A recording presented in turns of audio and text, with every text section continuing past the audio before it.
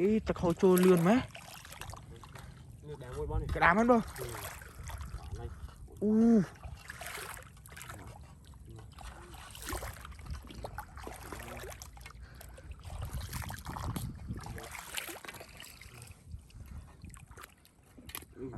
cài á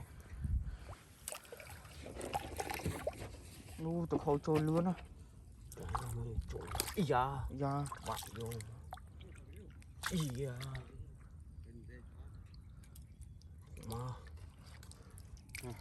bạn ơi wow cặp sợi trôi mà đi cạnh mình tên ô cặp sợi quá không cao với băng cao anh em ơi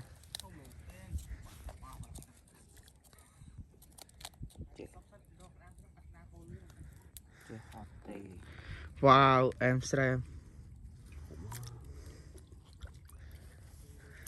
cùng hôn nến tự hôn nghĩa gì mà